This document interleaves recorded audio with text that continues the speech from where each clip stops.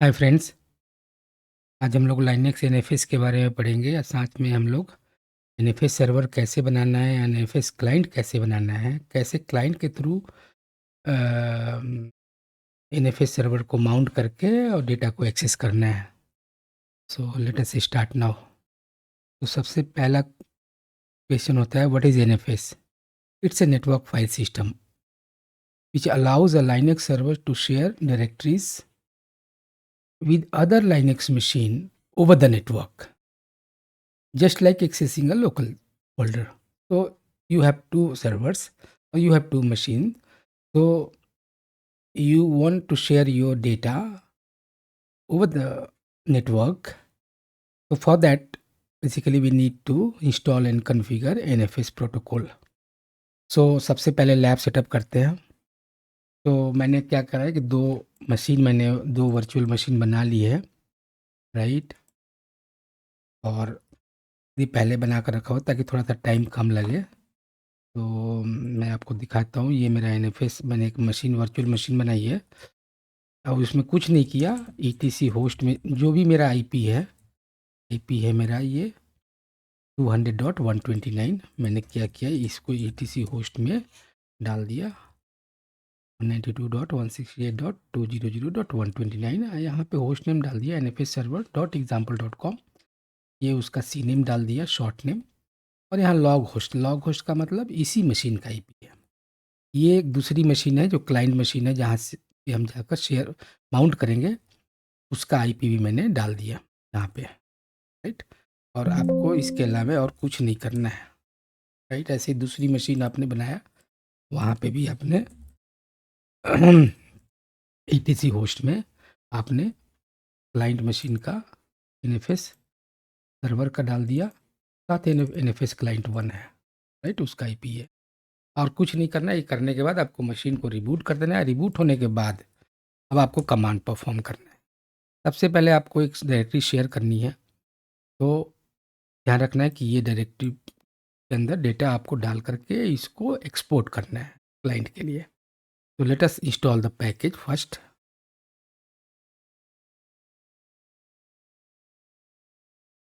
यम के थ्रू भी इंस्टॉल कर सकते हैं, डीएनएफ के थ्रू कर सकते हैं, राइट। तो एनएफएस यूटिल क्या करता है? NFS यूटिल provides NFS server and client tools. तो ये दोनों काम कर देता है। तो इसके बहुत सारे डिपेंडेंट पैकेजेस हैं जो कि सारा का सारा ये इंस्टॉल कर रहा है।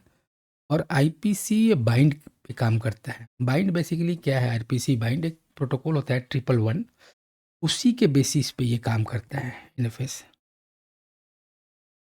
तो इस तरीके से कंप्लीट हो गया। अब यहाँ से हम इसको सर्विस को इनेबल कर लेते हैं। एनएफएस सर्वर एक सर्विस इनेबल कर लेते हैं, इसको स्टार्ट कर लेते हैं। स्टेटस भी चेक कर लेते हैं कि सब कुछ ओके है या नहीं, राइट। Everything is fine. जो भी कर रहे हैं एनएफएस सर्वर पे काम कर रहे हैं। उसके बाद अब आपको क्या करना है, एक डायरेक्टरी बना लेनी है, एनएफएस डेटा करके /NFS डेटा। और इसका जो मोड है अभी टेम्परेरी, आपको 777 कर लेना है। रीजन की वो एक्सपोर्ट करना है तो कर दिया। तो for lab testing only, in production use limited permission. तो इन प्रोडक्शन में है तो उसके लिए फिर आपको एफ टैब में उसकी प्रॉपर एंट्री करना होगा आपको। जैसे एफ टैब है, इसमें जब आप माउंट पॉइंट दोगे ना, तो उसके अगेंस्ट में यहाँ पे आपको ऑप्शन वगैरह प्रॉपर ऑप्शन डिफाइन करना पड़ेगा, read only, read write etcetera. तो फाइल अब क्रिएट करते हैं, एक जो इसकी फाइल होती है ईटीसी एक्सपोर्ट। और उसमें क्या करना है कि ये लाइन आपको ऐड कर,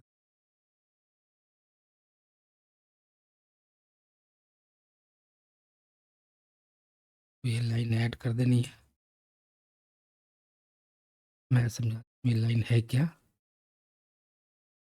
ये तो आपका माउंट पॉइंट हो गया, ये आपका आईपी हो गया 200। ये किसका आईपी?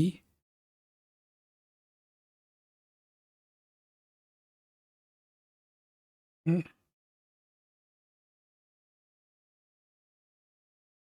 ये आपके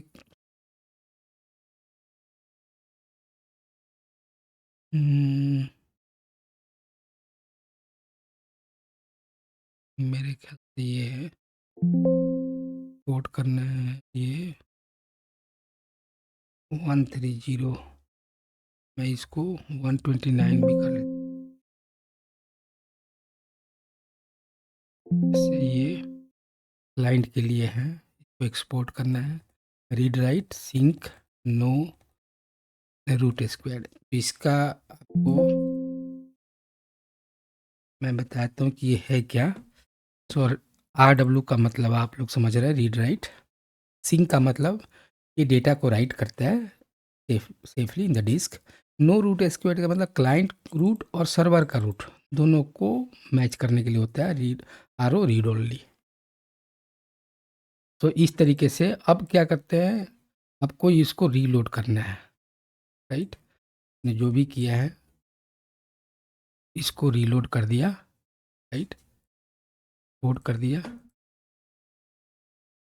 के बाद यहाँ पे थोड़ा सा मुझे वो लग रहा है, एनीवे के बाद आपको फायरवॉल में पोर्ट वगैरह ओपन करना पड़ेगा। एक ही बार में आप कर लो। क्या करना है, फायरवॉल में सर्विस को ऐड कर दिया, अलाउ कर दिया, साथ में ये बाइंड को भी, बाइंड सर्विस भी ऐड कर दिया, ये भी कर दिया। तीनों को आपने बाइंड कर ऐड कर दिया। उसके बाद फिर से आप एक्सपोर्ट कर लो, राइट। और उसके बाद अब आपको NFS क्लाइंट कॉन्फ़िगरेशन है, क्लाइंट मशीन पे जानी है।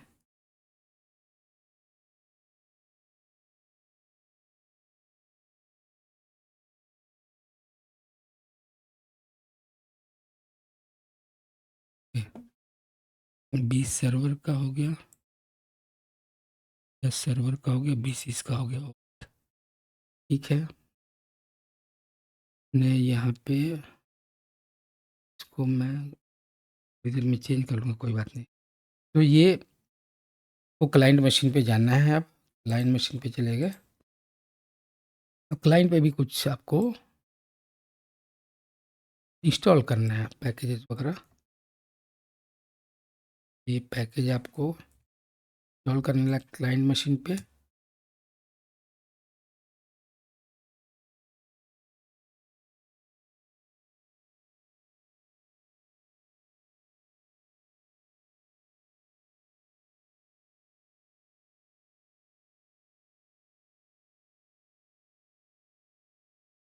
इंस्टॉल करने के बाद सिंपली आपको माउंट कर लेना है,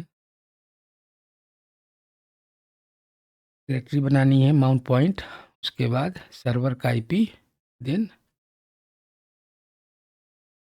mkdir minty NFS डेटा, इसको माउंट कर लेना है 192.168 colon NFS data minty NFS। So ये हमने माउंट कर दिया यहाँ पे minty NFS डेटा, टच करके हमने फाइल बना दी, यही करके भी कर सकते हैं। तो जो भी हम राइट कर रहे हैं वो हमारा सारा का सारा सर्वर पे जा रहा है। सो वेरीफाई कर लिया, माउंट पॉइंट भी देख सकते हैं, DF हाइफन के करके देख लिया, एच करके देख लिया, तो सब कुछ ओके है। ये सर्वर का IP है, चेंज करता हूँ 129, ये सर्वर का IP हो गया। यहाँ पे ये क्लाइंट का IP डलेगा 200.130, ठीक है। और उसके बाद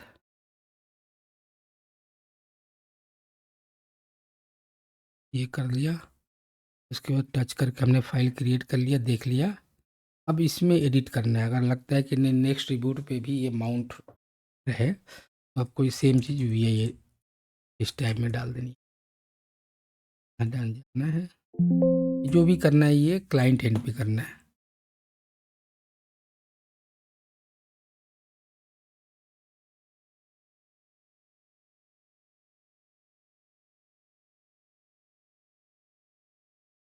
जो भी करना है क्लाइंट एंड पे, ये सर आईपी डाल देना है यहाँ पे।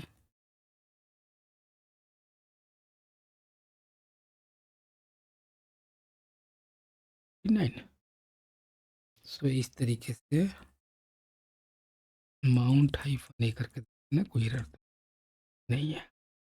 तो इस तरीके से गाइस इसको हम इनएफएस डेटा को यहाँ से माउंट करते हैं।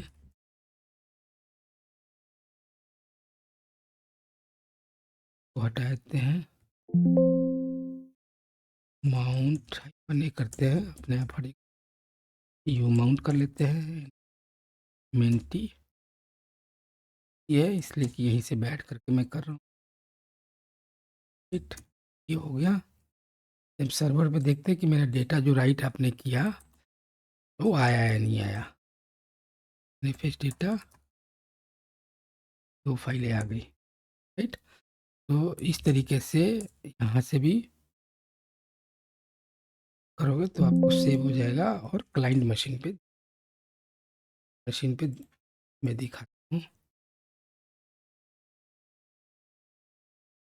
माउंट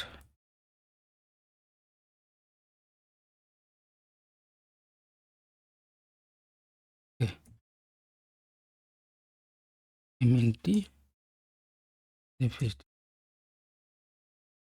देखो जैसा इस तरीके से हम इसको माउंट माउंट कर लेते हैं। MNT manifest, right.